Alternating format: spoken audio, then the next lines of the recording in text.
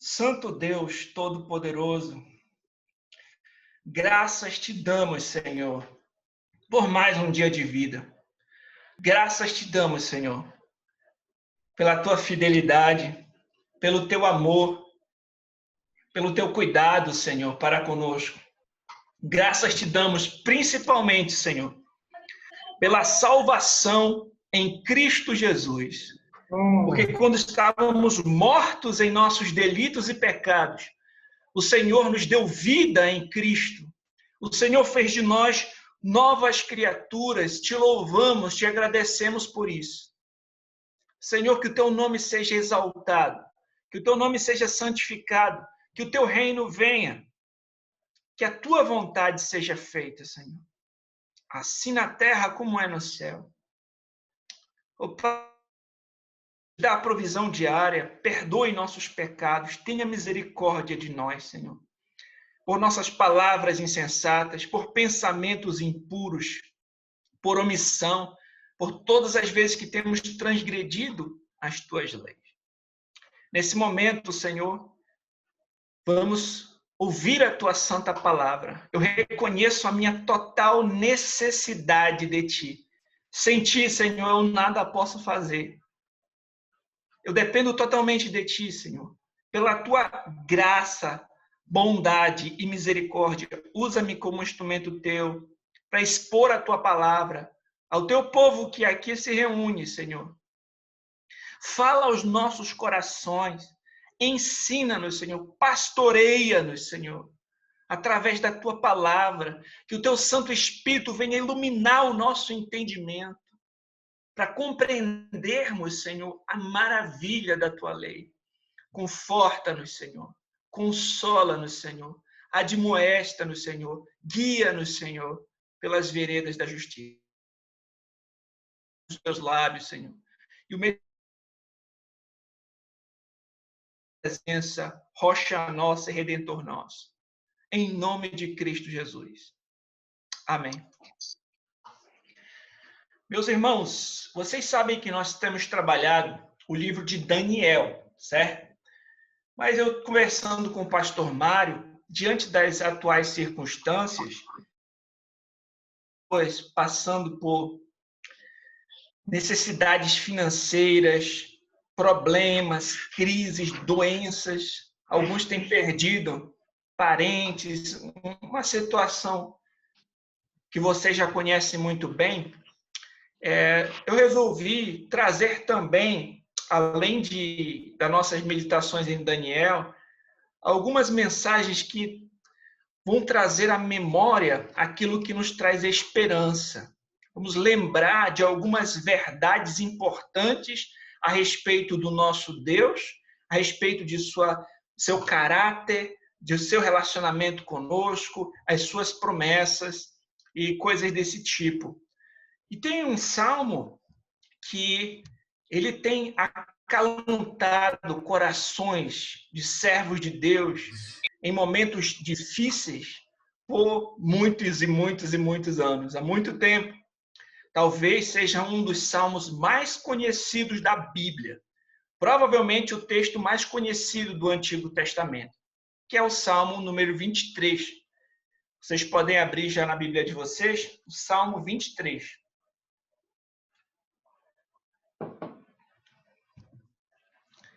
É sobre essa porção das Escrituras que nós vamos nos debruçar hoje, refletir um pouco, meditar com o coração aberto e fazer algumas reflexões a respeito da nossa vida, à luz desse tão importante texto das Escrituras.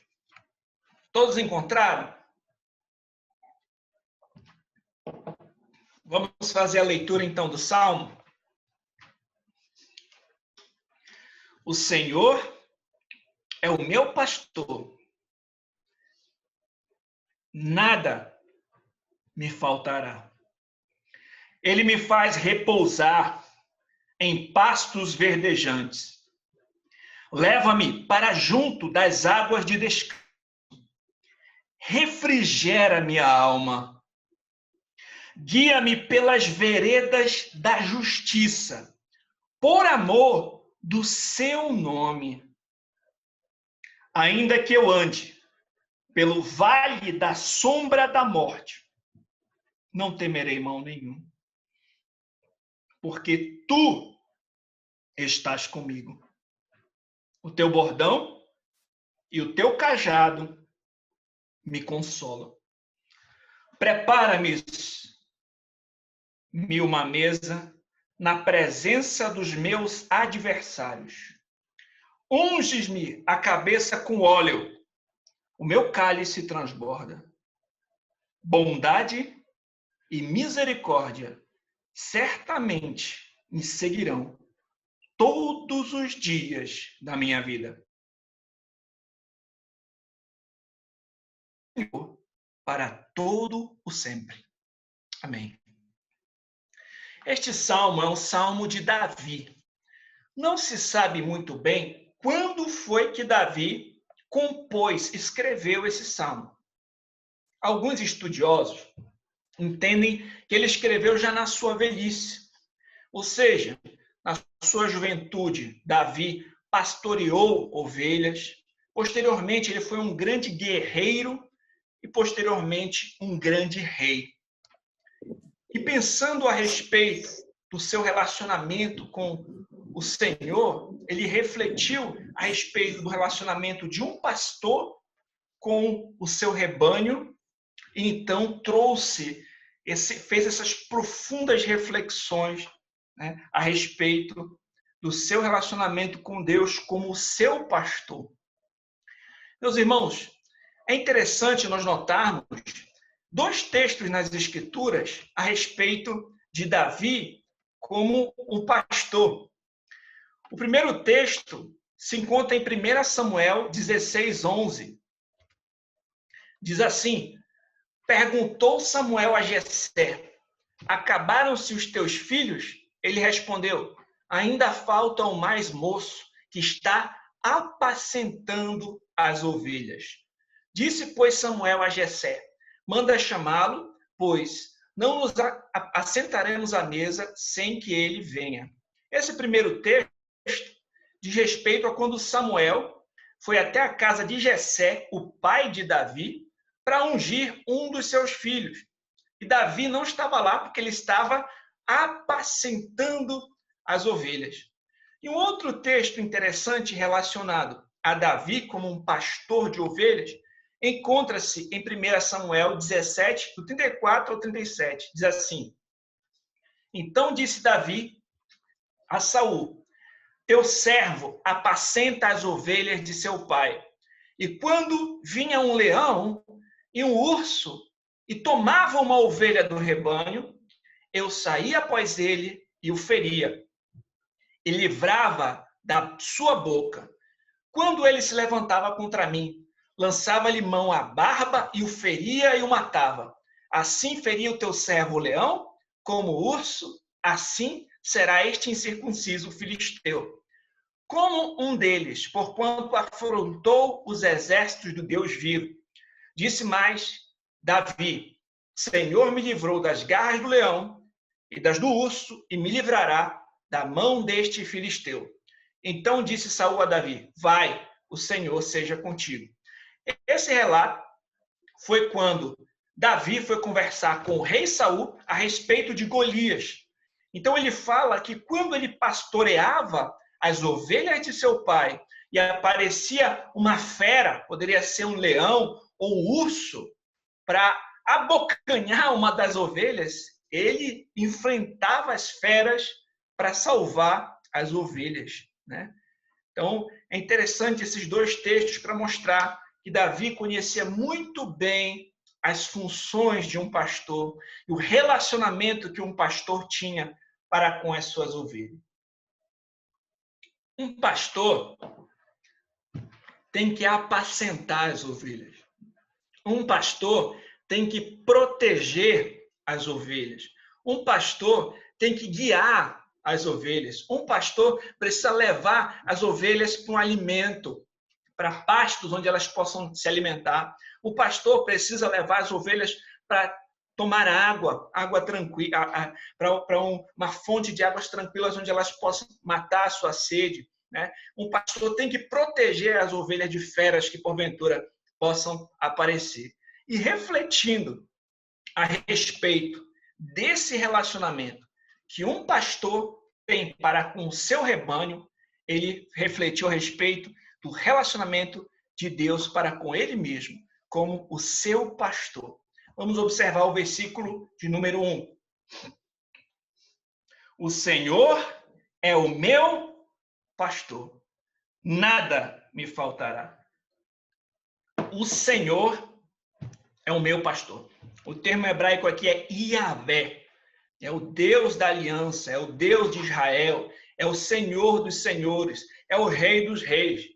É o nosso Deus que é grande, que é infinito, que é poderoso, que é onipotente, onisciente, onipresente, que é soberano, que é eterno. O que ele está dizendo? Esse Deus é o meu pastor.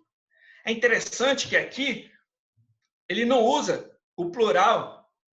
Ele vai dizer assim, ele não vai dizer assim, esse Deus, o Senhor é o nosso pastor. Sim, Deus é o nosso pastor. Deus é, já tem outros textos nas Escrituras que mostram Deus como o pastor de Israel. Deus é o Senhor de tudo e de todos, né? Ele é o pastor do seu povo. Mas aqui é interessante que Davi aplica a si mesmo. Ele é o meu pastor.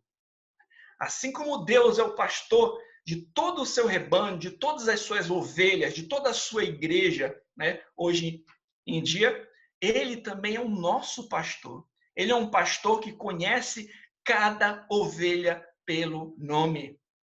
Esse Deus, que é o salvador de toda a sua igreja, de todo o seu povo, ele sabe o seu nome. Ele conhece cada ovelha, ele sabe das suas necessidades, ele sabe das suas dificuldades, ele sabe do que você precisa. O Senhor que sabe quantas estrelas, a diferença de quantas estrelas tem no céu, e o nome de cada uma. Ele sabe também o nome de cada uma das suas ovelhas, de cada membro do seu rebanho. Ele sabe quantos fios de cabelo possuem na sua cabeça, tem na sua cabeça. Nós temos um Deus que é o nosso Deus. Ele é o Deus da igreja, mas ele é o nosso Deus. Ele conhece as nossas fraquezas, as nossas dificuldades, as nossas necessidades. Ele é o nosso pastor. É interessante, meus irmãos, nós notarmos também que no Novo Testamento, o nosso Senhor Jesus Cristo, no Evangelho de João, ele vai falar por diversas vezes, eu sou. É interessante, né? Porque no Antigo Testamento, quando Moisés encontrou, né, com o Senhor, apareceu para Moisés ali na sarça ardente e falou com ele, o Senhor se apresentou como eu sou o que sou. E Jesus falou por 7 vezes, ou se eu não me engano, são 7 vezes, eu sou o pão da vida, eu sou a videira verdadeira, eu sou a porta, mas ele falou também, eu sou o bom pastor. E o bom pastor dá a sua vida pelas ovelhas. É interessante se nós observarmos no capítulo 10 de João, abra comigo, por favor, nós notamos esse trecho. Eu sou o bom pastor. Capítulo 10.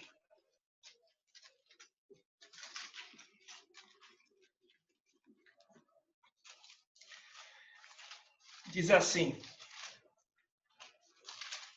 versículo 11. Eu sou o bom pastor. O bom pastor dá a vida pelas ovelhas. 12. O mercenário que não é pastor, a quem não pertence às ovelhas, vê o lobo, abandona as ovelhas e foge. Então o lobo as arrebata e dispersa. O mercenário foge, porque o mercenário não tem cuidado com as ovelhas. Eu sou o bom pastor, conheço as minhas ovelhas e elas conhecem a mim. Assim como o Pai me conhece a mim, eu conheço o Pai e dou a minha vida pelas ovelhas. Nós, cristãos, nós temos um pastor que deu a sua própria vida pelas ovelhas. Se você faz parte do aprisco de Cristo, das ovelhas do Senhor, saiba que você possui um pastor que entregou a sua própria vida para pagar o preço por todos os seus pecados, para que você tenha paz com Deus. Ele é quem nos salva, ele é quem nos pastoreia, ele é quem entregou a sua própria vida para pagar o preço por nossos pecados. E é interessante, meus irmãos, que nem todos são ovelhas de Cristo, mas aqueles que se renderam, que creem de fato em Cristo, são as suas ovelhas. Aqueles que foram chamados por Deus, aqueles que ouviram a sua voz. Uma ovelha, ela reconhece a voz do pastor. Eles têm uma relação interessante, porque quando o pastor chama, a ovelha vem, a ovelha segue, mas se for outro que chama, ela não vem.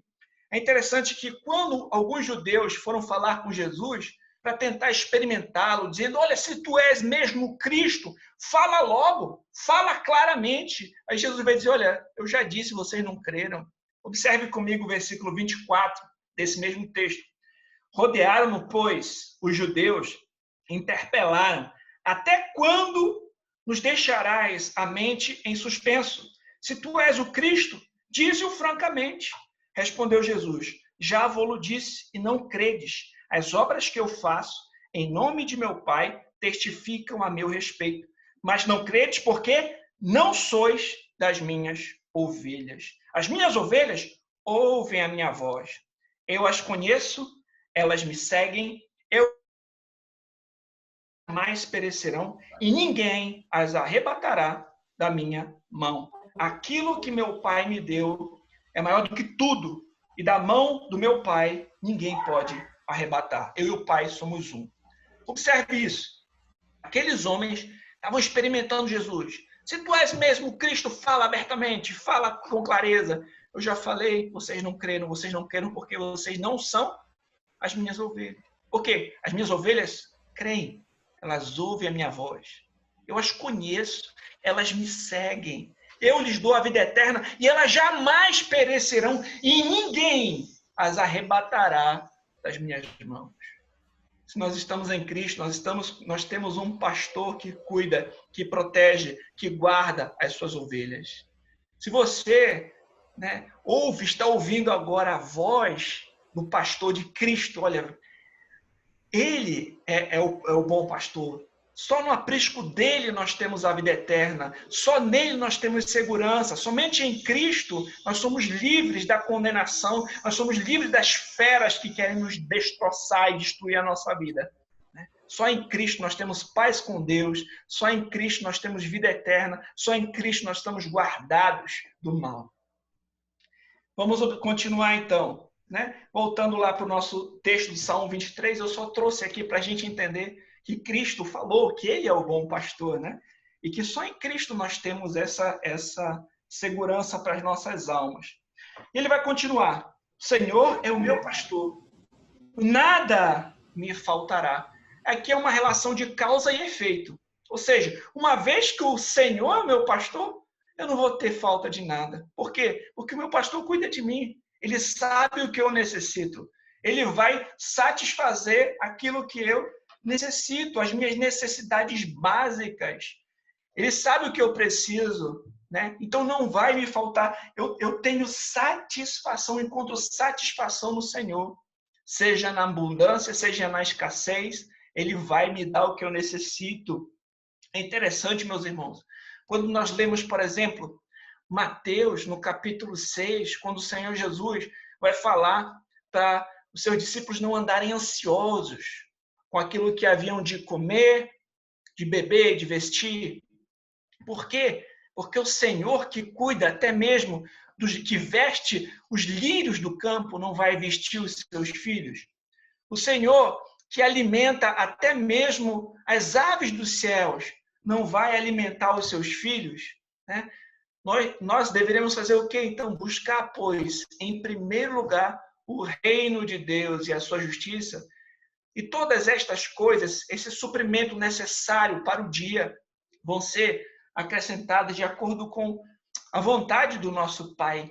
E nós devemos viver um dia de cada vez, não andar ansiosos contra o dia de amanhã, porque basta para cada dia o seu próprio mal. Se nós pararmos para pensar, meus irmãos, cada refeição que já fizemos nessa vida é a provisão de Deus.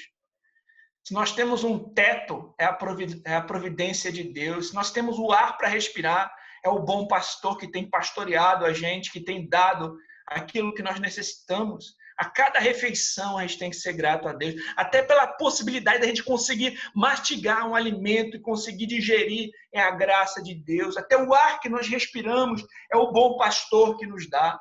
Nós devemos ser gratos a Deus, porque é Ele que tem nos conduzido em nossas vidas e nos dado mais do que nós necessitamos. Além das nossas necessidades físicas, Ele nos supre as necessidades espirituais.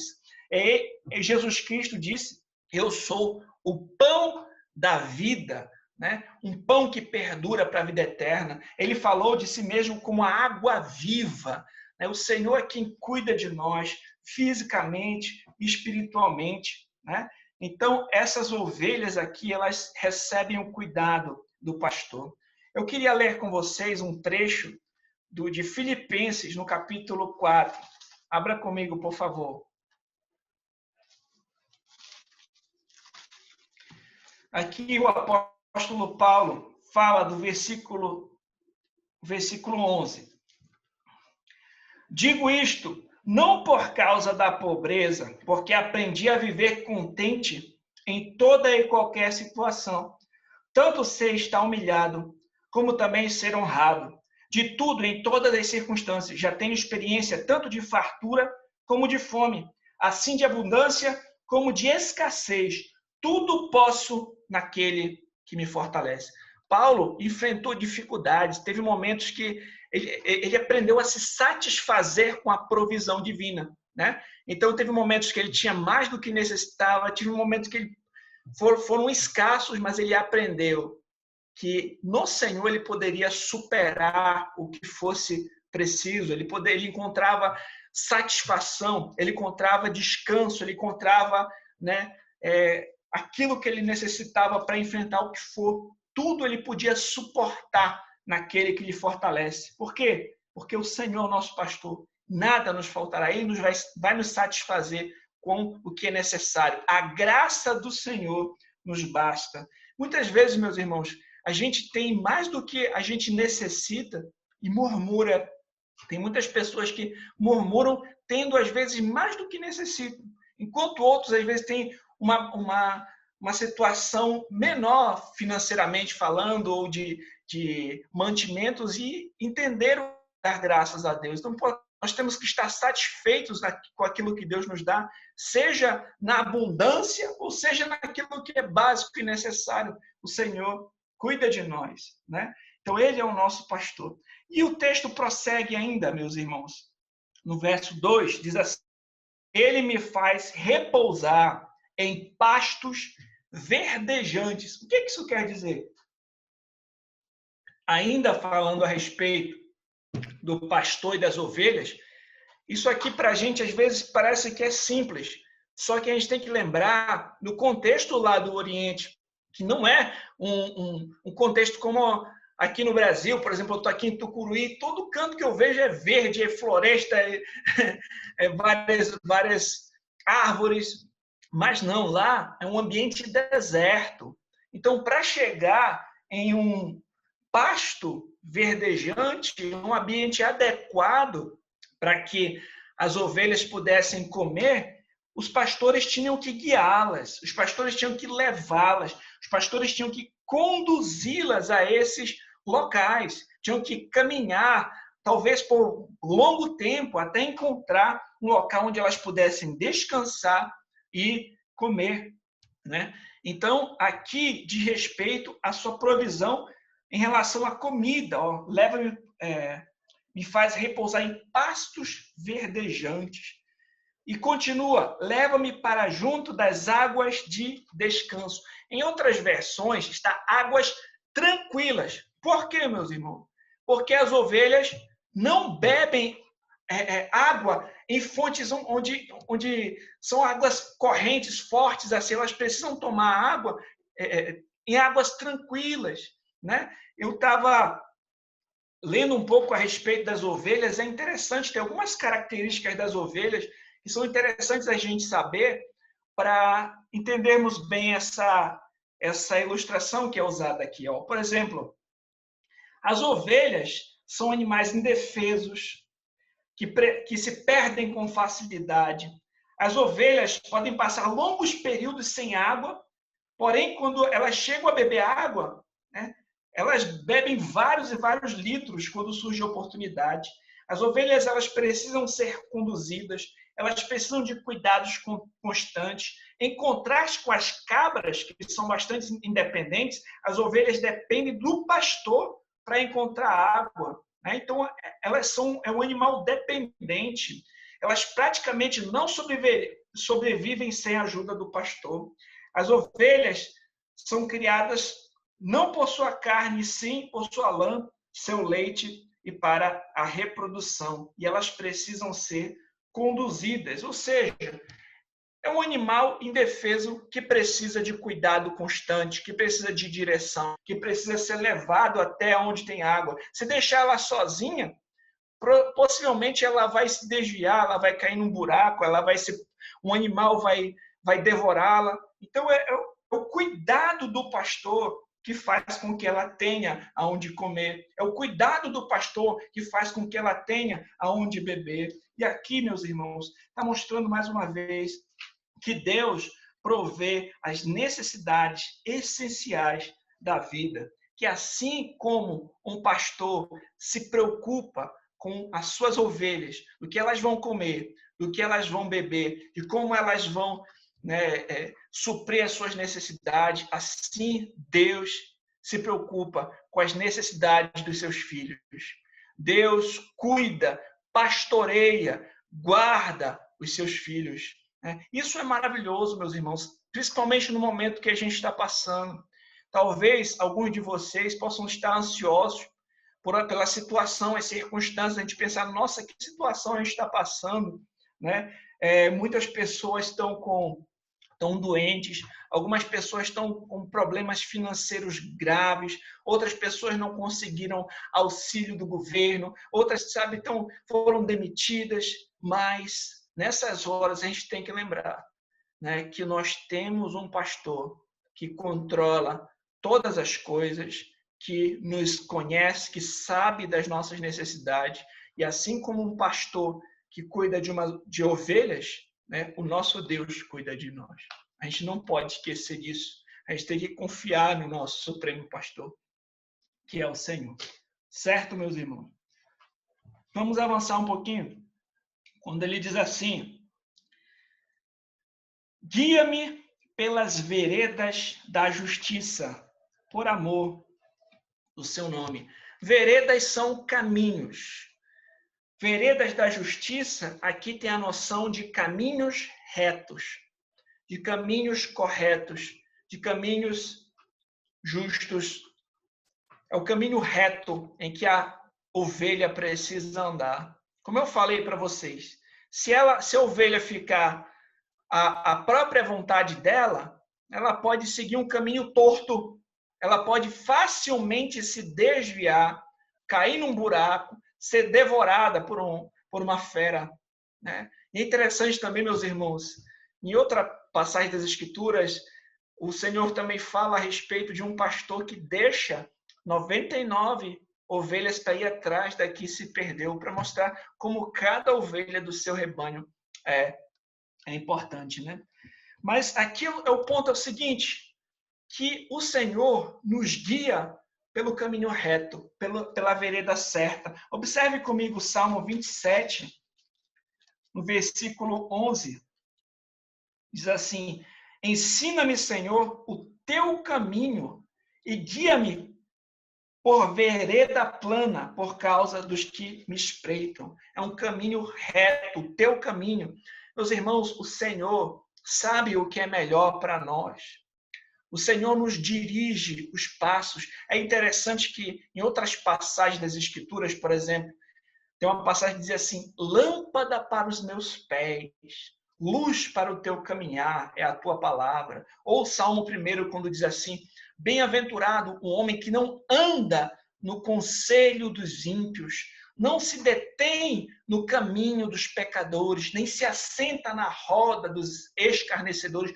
Antes, o seu prazer está na lei do Senhor, e na sua lei medita dia e noite. Né? Então, a vereda do Senhor, o conselho do Senhor, a palavra do Senhor guia a nossa vida. Nós não podemos, né, seguir outros caminhos, outros que não são o pastor. O mercenário não vai nos proteger, não vai nos guiar para onde nós temos que ir.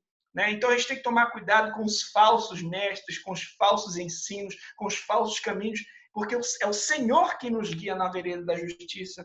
É interessante também, meus irmãos, quando ele falou aqui no verso 3, né, refrigera a alma. Eu passei esse verso, mas é interessante que no versículo 7 do Salmo 19 diz assim: a lei do Senhor é perfeita e restaura a alma. É um termo parecido, né? Refrigera a alma. É o que o Senhor nos revigora. E a sua palavra também nos revigora, a sua palavra nos orienta, o Senhor nos guia, que a nossa vida seja dirigida de acordo com as instruções do Senhor. Ele é o nosso guia, Ele quem nos conduz, Ele quem diz, olha, esse é que é o caminho que você deve seguir, e esse que é o caminho que nós temos que trilhar, porque o pastor sabe o que é melhor para nós, ele nos guia por caminhos retos e justos, né? E estando com o pastor, sendo uma ovelha do seu rebanho, nós estamos em boas mãos.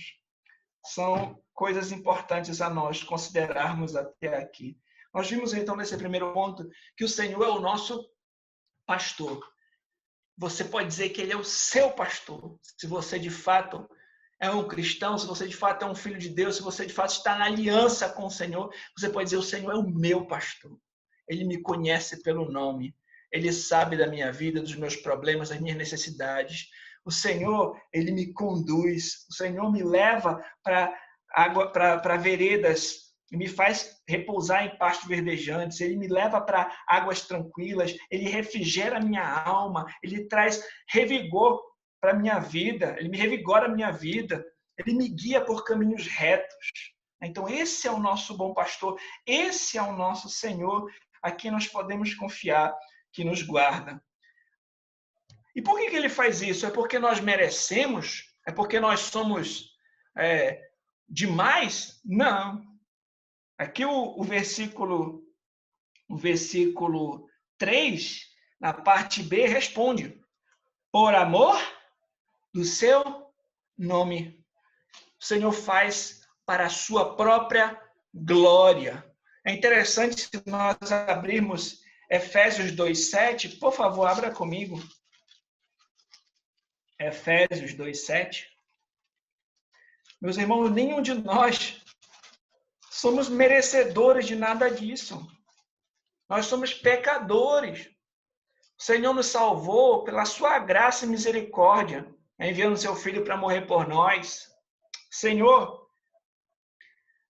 mostra a sua bondade, a sua misericórdia, mostra o seu cuidado para a glória dele, para manifestar nos séculos vindouros a suprema riqueza da sua graça, da sua glória. Vamos observar aqui, Efésios 2:7. Bora ler do 6 e o 7. Juntamente com ele nos ressuscitou, nos fez assentar nos lugares celestiais em Cristo, para mostrar nos séculos vindouros a suprema riqueza da sua graça em bondade para conosco em Cristo Jesus. Tudo é para a glória de Deus, meus irmãos. É para a glória dele mesmo. Tem uma pergunta no catecismo interessante que eu vou ler aqui para vocês, que ajuda a gente a entender isso. Qual é o fim principal do homem? Resposta: o fim principal do homem é glorificar a Deus e sentir prazer nele para sempre. É para a glória de Deus. É por amor do seu próprio nome. É por louvor do nome dele. É por isso que ele nos salva. Não foi porque encontrou alguma coisa em nós, mas para a sua própria glória. Para o louvor do seu próprio nome. Pelo amor do seu nome. pela reputação dele, porque ele é amoroso, bondoso, fiel, santo. Não foi nada que foi encontrado em nós. Nós não temos mérito nem crédito diante de Deus. Só a misericórdia dele e a graça dele. Amém? Então a gente pode ir para o nosso segundo ponto. Nós temos o primeiro ponto, o Senhor é o nosso pastor. Agora, no segundo ponto, meus irmãos, nós vamos ver que o Senhor é o nosso protetor. O Senhor é protetor. É interessante notarmos, meus irmãos, que aqui nesse ponto existem duas opiniões diferentes. Existem pessoas que entendem que aqui ele está trazendo uma outra imagem, né? Uma outra história, não mais de um pastor com ovelhas. Alguns entendem que aqui ele está falando a respeito de um viajante com um amigo que lhe protege, né? Mas outros entendem que aqui é de fato uma continuação do que ele está falando a respeito das ovelhas. Porque quando ele ia, por exemplo, guiar suas ovelhas até chegar em um local que tinha água ou que tinha um pasto verdejante, ele passava por vales, por situações, né, perigosas para as ovelhas, por assim dizer, por situações onde a escuridão poderia tomar elas de medo, de pavor, mas o pastor estava ali com o cajado e com a vara. O cajado, né, para conduzir as ovelhas e a vara para atacar os seus inimigos. Feras, lobos, leões, algum animal que pudesse querer atacá-las. Então, existem essas duas possibilidades. Entretanto, meus irmãos, o conceito, o fundamento é o mesmo, que o Senhor protege e que nele nós temos confiança em meio à tribulação, em meio à adversidade, em meio à dificuldade da vida. Independente se for a correta uma ou outra, eu sou mais inclinado a entender que ele ainda está falando aqui das ovelhas. Mas, independente de qual seja a interpretação, o fundamento é o mesmo. Vamos observar o texto. Ainda que eu ande pelo vale da sombra da morte, não temerei mal nenhum, porque tu estás comigo. Ainda que eu ande pelo vale da sombra da morte, ou seja, ainda que eu passe por uma experiência difícil na vida, uma experiência terrível, que talvez, né, me traga alguma ameaça. No caso, por exemplo, das ovelhas, uma fera no meio do escuro, elas poderiam talvez ficar com medo, mas saber que o pastor estava com elas fazia elas não temer. Se for no caso de um viajante, né, um assaltante poderia querer chegar, ou alguém poderia atacar, até mesmo uma fera, mas ele está ali com um amigo que está, nesse caso, armado com o seu cajado, a sua vara, e lhe protege, ele também lhe traz segurança. A questão é, nós não estamos sozinhos nas dificuldades da vida, nos períodos mais difíceis, no momento da dificuldade, da dor, da doença, no momento, né, do sofrimento, do luto, da tristeza, da angústia, dessas noites que a gente enfrenta, nesses vales da sombra da morte que nós enfrentamos, né, crises financeiras, morte de ente querido, doença, sofrimento, o vale da sombra da morte. Nós poderíamos talvez morrer de medo, ficar angustiados, ansiosos, tristes, mas o que faz que a gente não perca o chão? O que faz com que a gente não desista de tudo? O que faz com que a gente não enlouqueça? O que faz? A resposta é, porque tu estás comigo. Porque tu estás comigo. Eu posso suportar isso. A tua vara e o teu cajado me consolam, porque o Senhor está comigo, eu posso enfrentar o que for. O Senhor está comigo, eu posso passar por essa situação. O Senhor está comigo, eu posso enfrentar, né, esse coronavírus. Eu posso enfrentar a ansiedade, eu posso enfrentar o medo, eu posso enfrentar as lutas que vierem. Por quê? Porque eu sou forte? Não. Porque as lutas não me trazem medo? Não. Porque não há ameaça? Não. É porque tu estás comigo. Porque o supremo pastor das ovelhas está comigo. Porque aquele que cuida de nós, que é o supremo pastor, aquele que me protege, está do meu lado. E ele me ajuda a passar pela situação que for. Ele me protege, ele me guarda. É interessante, meus irmãos, nós observarmos uma situação lá em 2 Timóteo, que quando eu estava lendo esse texto, me veio à memória. Capítulo 4. Verso 16. O apóstolo Paulo aqui, meus irmãos, falando. Na minha primeira defesa, ninguém foi ao meu favor. Antes, todos me abandonaram. Que isto não lhe seja posto em conta. Verso 17. Mas o Senhor me assistiu e me revestiu de forças para que, por meu intermédio, a pregação fosse plenamente cumprida a todos os gentios e todos os gentios a ouvissem, e fui libertado da boca do leão. O Senhor me livrará também de toda obra maligna e me levará salvo para o seu reino celestial. A ele glória pelos séculos dos séculos. Amém. Imagina essa situação, meus irmãos. Na sua primeira defesa, todos o abandonaram. Não ficou um para testemunhar a seu favor. Mas ele vai dizer que o Senhor não o abandonou. O Senhor lhe fortaleceu. Meus irmãos, nós podemos enfrentar essas dificuldades sabendo disso, que nós não estamos sozinhos. Que o nosso Deus é um Deus conosco. Por exemplo, quando vai falar a respeito de Jesus, que ele é chamado de Emanuel. O que isso quer dizer? Deus conosco. E o Senhor Jesus Cristo falou: eis que estarei convosco todos os dias das vossas vidas, até a consumação dos séculos. Nós não estamos sozinhos. O Senhor é conosco. Por que nós não tememos? Porque tu estás comigo. E olha uma coisa interessante, maravilhosa nesse trecho. Vocês lembram que ele estava falando assim, né? Ele me faz repousar, ele me leva para junto às águas de descanso, né? Implícito aqui. Está falando assim, mas agora ele vai dizer o seguinte: ele não está mais falando ele fala tu. Ele já fala direto ao Senhor. Por que eu não temo essa situação? Porque tu estás comigo. Agora ele muda o tempo verbal. Ele fala direto com Deus, né? Ele muda aqui a pessoa.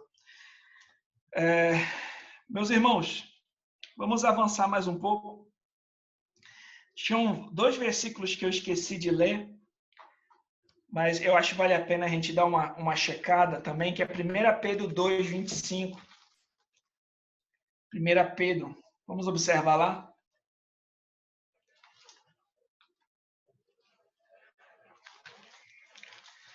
Abra aí na sua Bíblia comigo.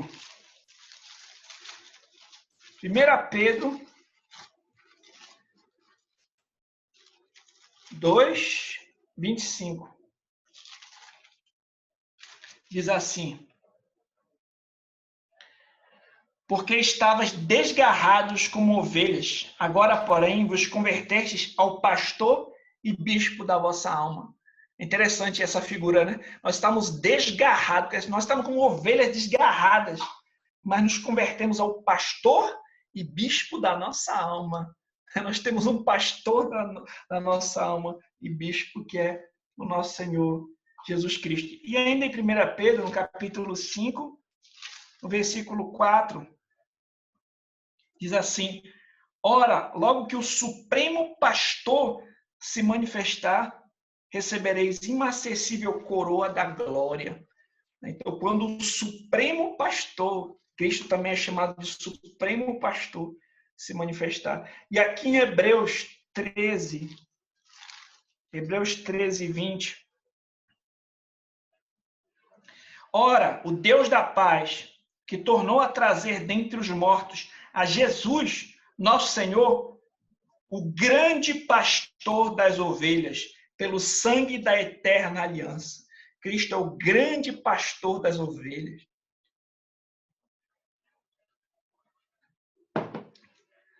Amém, meus irmãos. Vamos voltar então agora e ir para o nosso último ponto.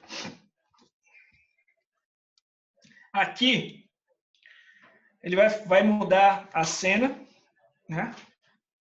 O teu bordão e o teu cajado me consolam. Já expliquei para vocês, né? Que o bordão era para afugentar as feras e o cajado para conduzir as ovelhas. Se for nessa interpretação do pastor ali. E aqui, meus irmãos, nessa parte final, eu também encontrei 3 interpretações diferentes, mas como eu falei para vocês, o fundamento vai ser o mesmo, independente de qual das 3 seja. Qual é a primeira interpretação a respeito dessa parte aqui, quando ele vai dizer: prepara-me uma mesa na presença dos meus adversários, unge a cabeça com óleo e meu cálice transborda. Qual é a primeira interpretação? A primeira interpretação que eu encontrei é que seria ainda a continuação dessa, falando ainda do pastor e das ovelhas. O que seria isso? Seria agora no aprisco, né? Ele leva as suas ovelhas para o aprisco, os inimigos seriam as feras que ficam fora do aprisco, e ele cuida então das suas ovelhas, derramando óleo ali na cabeça delas, no chifre, limpando, contando cada uma ali, e os inimigos ficam só do lado de fora e não podem atacá-las ou pegá-las, né? Essa seria uma interpretação. Outra interpretação, a segunda que eu encontrei, foi que aqui seria já uma outra coisa que não teria nada a ver com a história das ovelhas, que ele estaria falando, na realidade, de uma cena parecida com isso. Alguém que voltou vitorioso de uma guerra e os seus inimigos, né, foram levados cativos e há um grande banquete para esse soldado vitorioso, por assim dizer, diante dos seus inimigos, que nada podem fazer. Então, essa é uma outra interpretação a respeito desse texto. E outra, a terceira, seria um convidado diante de um anfitrião. Naquela época, meus irmãos, ungir com óleo, eles eram recebidos por um anfitrião generoso que ungia a fronte deles com óleos finos. Isso para que eles ficassem com um odor agradável e uma aparência brilhante. Então, tinha esse costume de quando chegava um visitante na sua casa, naquele contexto, de derramar, ungir, né, esse visitante ali de uma forma que ele fosse honrado, por assim dizer, cuidado, amado, demonstrado uma honra e um cuidado por aquele que estava entrando na sua casa, né? O ponto, meus irmãos, que independente dessas circunstâncias, dessas interpretações, é o cuidado de Deus, né? Essa graça demonstrada mesmo diante das adversidades, é a vitória sobre os inimigos, é o cuidado paternal do Senhor para com os seus, e os seus adversários não podem, né, não podem fazer nada diante disso, por assim dizer, né? Então, são essas 3 possibilidades aqui. Alguém está sendo honrado diante dos seus inimigos, eles não podem, né, ultrapassar esse limite, e eles contemplam, né, essa honra, esse cuidado aí. Então, tem essas 3 possibilidades a respeito disso. Eu lembrei de uma história bíblica que se assemelha, não é literalmente igual, mas assemelha a isso que é demonstrado aqui. A gente encontra essa história no livro de Esther. Observa comigo lá Esther.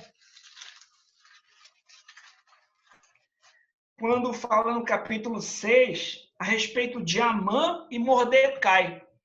Eu lembrei que Mordecai, né, ele era alguém que não queria adorar o Amã, né? Amã era um cara perverso que queria matar Mordecai, já tinha mandado construir uma forca para matar o Mordecai, né? E Amã já tinha também, né, feito atos honrosos, né, diante do Deus, diante do rei, que estavam escritos no livro dos feitos memoráveis. E teve um dia que o rei estava lendo lá e viu o que Mordecai tinha feito. Disse, olha, o que fizeram para esse Mordecai? Deram alguma coisa para ele? Porque ele né, fez isso aqui, ele salvou a vida do rei. Aí disseram, não fizeram nada com ele. Aí o rei chama Amã e pergunta, olha, Amã, o que a gente faz com alguém que a gente quer honrar? Né? Aí Amã fala um monte de coisa, né? Olha, aqui no versículo, vamos ver no versículo 4. Versículo 3. Então disse o rei, que honras e distinções se deram a Mordecai por isso? Nada lhe foi conferido, responderam os servos do rei que o serviam. Perguntou o rei, quem está no pátio? Ora, Amã tinha entrado no pátio exterior da casa do rei para dizer ao rei que se enforcasse a Mordecai na forca que ele, Amã, lhe tinha preparado. Os servos do rei disseram, Amã está no pátio. Disse o rei que entrasse. Então Amã entrou. O rei lhe disse, que se fará ao homem com que se deseja honrar? Então Amã disse consigo mesmo, de quem se agradaria o rei mais do que de mim para honrá-lo? Respondeu ao rei, quanto ao homem a quem agrada ao rei honrá-lo, tragam-se as vestes reais que o rei costuma usar e o cavalo em que o rei costuma andar, montado e tenha na cabeça a coroa real. Entregue-se as vestes do cavalo, as mãos dos nobres príncipes do rei, e vistam elas aquele a quem o rei deseja honrar. Levem no cavalo pela praça da cidade e diante dele apregoem. Assim se faz ao homem a quem o rei deseja honrar. Então disse o rei a Amã, apressa, toma as vestes do cavalo, como disse, e faze assim para com o judeu Mordecai, que está sentado à porta do rei. Não omitas coisa nenhuma de tudo quanto disseste. Amã tomou as vestes do cavalo, vestiu Mordecai e o levou a cavalo pela praça da cidade, apregou diante dele, assim se faz o homem a quem o rei deseja honrar. Então, olha aqui o que aconteceu. O Amã queria matar o Mordecai, né? Mas o que o Senhor, né, faz por trás de tudo isso? Faz com que, né, que Amã tivesse que honrar Mordecai, tivesse que ver, no caso, Mordecai sendo honrado pelo rei sem poder fazer nada, né? Então, aquilo que ele achava que ia ser para si, quando ele perguntou, olha, o que a gente faz quando a gente quer honrar alguém? Olha, você coloca ele num cavalo com as vestes reais, mostra por toda a cidade que é assim que se faz com aquele com quem o rei quer honrar. Ele, pois é, então faz isso lá com Mordecai e não esquece nada. Então, o que acontece? O Amã teve que fazer aquilo que ele queria que fosse feito para ele. Então, o inimigo que queria matar o Mordecai teve que ver ele ser honrado sem poder fazer nada. E é parecido, meus irmãos, com o que a gente encontra aqui no Salmo 23, né? De uma mesa preparada na presença dos adversários, né? Então, alguém que está sendo honrado, ungido, desfrutando de um banquete e os adversários ficam só olhando, né? Então, Davi, ele apresenta essa situação aqui, essa graça de Deus diante das adversidades. Isso não quer dizer que não tem inimigos ou que eles não podem tramar contra nós, mas no final das contas, nós vamos estar com o Senhor, seremos cuidados, amados, honrados por Ele. Amém? Então, o meu cálice transborda, ou seja, Ele me dá mais ainda do que eu necessito, do que eu preciso. E para nós concluirmos,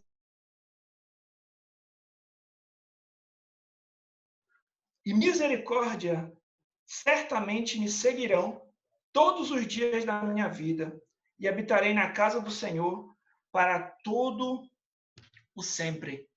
Alguém já falou que bondade é Deus nos dá aquilo que a gente não merece. Por exemplo, nenhum de nós mereceria a salvação em Cristo. É bondade, é graça de Deus, é um favor imerecido de Deus. É graça, é bondade. E misericórdia é Deus não dar aquilo que a gente merece. O que a gente merecia? Condenação, o inferno.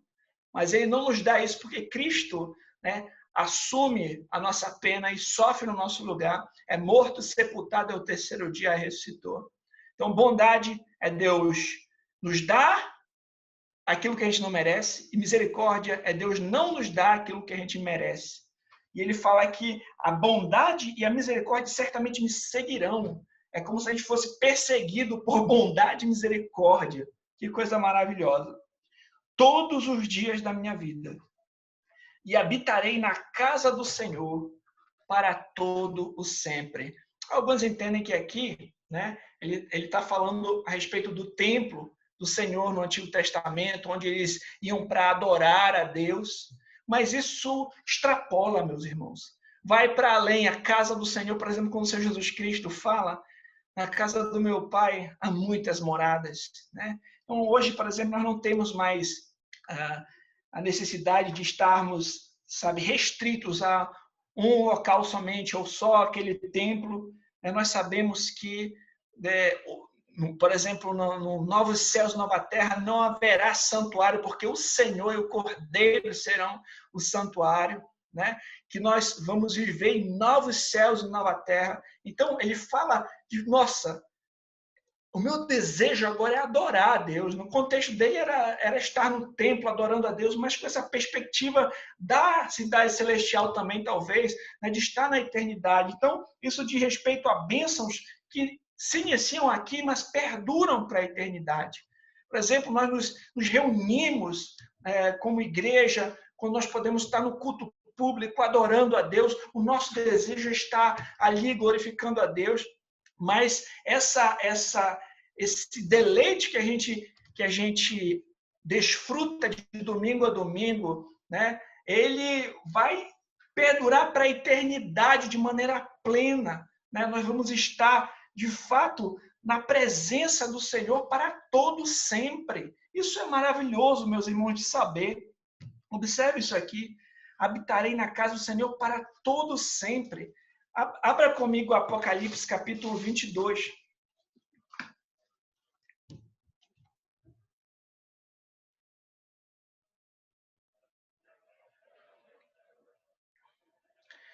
Acharam? Apocalipse 22. Está falando aqui, bora ler o versículo, bora ler o capítulo 21, versículo 1. Vi novo céu e nova terra, pois o primeiro céu e a primeira terra passaram, e o mar já não existe. Verso 22. Nela não vi, no capítulo 21, verso 22. Nela não vi santuário, porque o seu santuário é o Senhor, o Deus Todo-Poderoso e o Cordeiro. A cidade não precisa nem do sol, nem da lua, para lhe darem claridade, pois a glória de Deus a iluminou e o Cordeiro é a sua lâmpada. As nações andarão mediante a sua luz e os reis da terra lhe trazem a sua glória. As suas portas nunca jamais se fecharão de dia, porque nela não haverá noite. E lhe trarão a glória e a honra das nações. Nela nunca jamais penetrará coisa alguma contaminada, nem o que pratica abominação e mentira, mas somente os inscritos no livro da vida do Cordeiro. Então me mostrou o rio da água da vida, brilhante como cristal, que sai do trono de Deus e do Cordeiro. No meio da praça, de uma a outra margem do rio, está a árvore da vida, que produz 12 frutos, dando o seu fruto de um mês em mês, e folhas da árvore são para a cura dos povos. Nunca mais haverá qualquer maldição. Nela estará o trono de Deus e do Cordeiro. Os servos servirão, contemplarão a sua face, e sua fronte está no nome dele. Então já não haverá noite, nem precisarão eles luz de candeia, nem o sol, nem a luz do sol, porque Deus brilhará sobre eles e reinarão pelos séculos dos séculos. Amém. Leia comigo também o capítulo 7, no versículo 17, diz assim: pois o Cordeiro que se encontra no meio do trono os apacentará e os guiará para as fontes da água da vida, e Deus lhes enxugará dos olhos toda a lágrima. Olha essa relação com o texto que a gente leu, né? O Cordeiro que se encontra no meio do trono os apacentará e os guiará água da vida, e Deus lhe enxugará dos olhos toda lágrima. Vamos agora observar o quadro geral, queridos irmãos. Estão todos por aí? Ninguém está dormindo ainda? Meus irmãos, imagina. Agora, vamos observar esse quadro geral. Davi, observando o Senhor como seu pastor. Você também pode observar o Senhor é o meu pastor, o Deus Todo-Poderoso, o Senhor da aliança, o Senhor Rei dos céus e terra, o Senhor que governa sobre tudo. Ele é o meu pastor. É Ele quem cuida de mim. A minha vida está nas mãos dele. E se a minha vida está nas mãos dele, eu posso confiar. É Ele quem supre as minhas necessidades. É Ele quem me guarda do mal. É Ele que me protege. É Ele que sabe tudo que eu preciso. Eu não preciso ficar desesperado, porque o Senhor é o meu pastor. Não vai faltar o que eu necessito. Eu posso confiar nele, seja na abundância, seja na escassez. Mas ainda que a figueira não floresça, ainda que não haja fruto na videira, eu vou confiar no Senhor, porque eu sei que Ele faz com que todas as coisas cooperem para o meu bem. Porque assim como um pastor faz o bem para as suas ovelhas, guia as suas ovelhas, Ele me guia. E mesmo nos momentos difíceis, Ele guarda o meu coração, Ele guarda as minhas emoções. Eu tenho acesso a Ele. A Bíblia fala que nós podemos ir até o trono da graça para confiadamente receber graça, misericórdia, socorro em tempo oportuno. A Bíblia fala que nós podemos lançar diante do Senhor todas as nossas ansiedades através da súplica, da oração, com ação de graça. E a paz de Deus, que excede o entendimento, guarda a nossa mente e o nosso coração em Cristo. Por quê? Ele é o nosso pastor. Nós podemos encontrar confiança nele. Ele nos faz repousar em paz verdejante, ele nos alimenta, ele nos leva às águas de descanso, ele nos dá o suprimento necessário para a nossa vida, fisicamente, espiritualmente. Ele refrigera a nossa alma, ele revigora a gente, mesmo diante das dificuldades. Nós não somos aqui ainda... Não estamos ainda no novo céu e nova terra. A gente ainda está nessa peregrinação. Nós estamos no caminho estreito, seguindo a vereda da justiça, o caminho reto. Não é fácil, tem dificuldade sim, mas ainda estamos caminhando. É possível que nós vamos enfrentar vales, dificuldades, sombras, vale da sombra da morte. A gente pode enfrentar doenças, provações, dificuldades, perseguição, lutas. Essa vida não é fácil, nós estamos peregrinando ainda para a cidade celestial. Davi enfrentou muitas lutas, muita oposição, né? Mas o máximo que podem fazer é nos matar. Mas quando o crente é morto, ele só está sendo levado para os braços do Senhor. Então a gente não pode ficar desesperado, porque a gente sabe que o Senhor está conosco. E o inimigo só pode agir até onde Deus permitir. E no momento da aflição, da dor, da luta, nós temos que lembrar o seguinte: Senhor, Tu estás comigo. Tu estás comigo. Alguém falou um certo dia desse que estava muito angustiado, né, doente, enfrentando essas dificuldades, e orou ao Senhor. E foi como um refrigério para a sua alma, um bálsamo para a sua alma saber que o Senhor estava comigo, o Senhor estava com essa pessoa. Então, se você está passando por essa situação, lembre disso. O Senhor é Deus conosco. Você pode dizer, ainda que eu ande pelo vale da sombra da morte, não temerei. Não é que não dá medo, que não é difícil, é porque tu estás comigo, o Senhor é maior do que tudo isso. Imagina, por exemplo, um Daniel tendo que enfrentar uma cova dos leões. Como é que ele consegue enfrentar a cova dos leões? Porque tu estás comigo. Imagina Sadraque, Mesaque e Abednego tendo que enfrentar a fornalha ardente. Como é que eles conseguem? Porque tu estás comigo. Imagina Estevão ter que enfrentar o apedrejamento até a morte. Como é que ele consegue? Ele olha para o céu e ele vê a glória de Deus. E Cristo à sua destra, o Senhor está comigo. Você olha o coronavírus, você olha as crises financeiras, você olha a luta que você está passando. Como é que você vai enfrentar isso? Você vai ter que dizer, tu estás comigo, Senhor. Tu estás comigo. Ainda que eu ande pelo vale da sombra da morte, eu não vou temer porque tu estás comigo. O Senhor é o meu bom pastor. O Senhor é o supremo pastor. O Senhor cuida de mim. O Senhor é um pastor. O Senhor é um protetor. O Senhor é um provedor. E o Senhor é um pai. Ele é tudo isso. Um pastor, protetor, provedor e um pai que cuida dos seus filhos. Imagina Davi sendo perseguido, sendo também injustiçado por vezes, mas o Senhor honrando na frente dos seus inimigos. Isso aconteceu com ele. E, meus irmãos, como eu falei para vocês, seguir o caminho do Senhor, mesmo que seja mais difícil, sempre é o melhor caminho. Ele nos convida. Imagina agora essa outra parte, né? Prepara-nos uma mesa. Unge minha cabeça. Imagina, a mesa é comunhão. A gente está junto, a gente tem. Ele nos convida para estar com ele. Imagina esse anfitrião recebendo dentro da sua casa, ungindo a cabeça, mostrando: olha, você é bem-vindo, sente-se à mesa, você tem provisão, você tem comunhão. Isso demonstra o cuidado do Senhor para com os seus, o amor do Senhor. Que coisa maravilhosa nós termos comunhão com Deus, nós podemos ser amigos, filhos de Deus, cuidados por Deus, protegidos por Deus.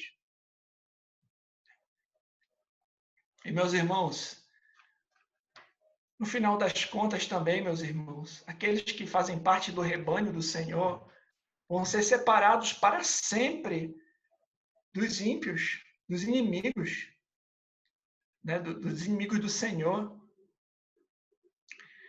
É interessante que até mesmo quando vai falar a respeito do juízo final, é utilizado esses termos a respeito de ovelhas e bodes. Fala que as ovelhas ficarão à sua direita e os bodes à sua esquerda. Os bodes vão para a condenação eterna e as ovelhas vão para a salvação eterna. E nós precisamos ter a convicção de que nós fazemos parte desse rebanho, que de fato nós somos ovelhas de Cristo. Como Jesus disse, as minhas ovelhas ouvem minha voz. Eu as conheço, elas me seguem. Eu lhes dou a vida eterna e jamais perecerão. E ninguém as arrebatará da minha mão. Você é uma ovelha de Cristo? Você é um seguidor de Cristo? Você de fato crê que Cristo Jesus é o Salvador? Você de fato já é uma ovelha desse rebanho? Pense nisso, reflita sobre a sua vida.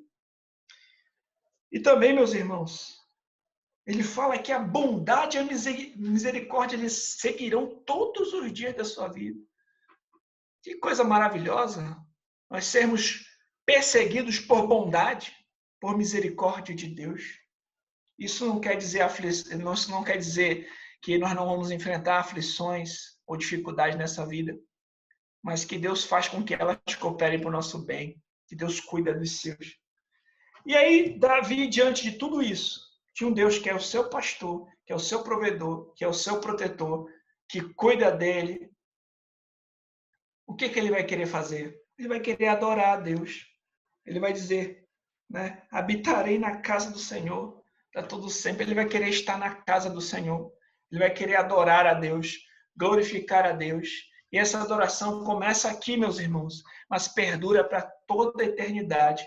Quando estivermos naquele lugar, como eu citei aqui em Apocalipse 21 e 22, no novos céus e nova terra, lá onde o Cordeiro nos levará, nos apacentará, nos levará para a água da vida, para a água de descanso, né?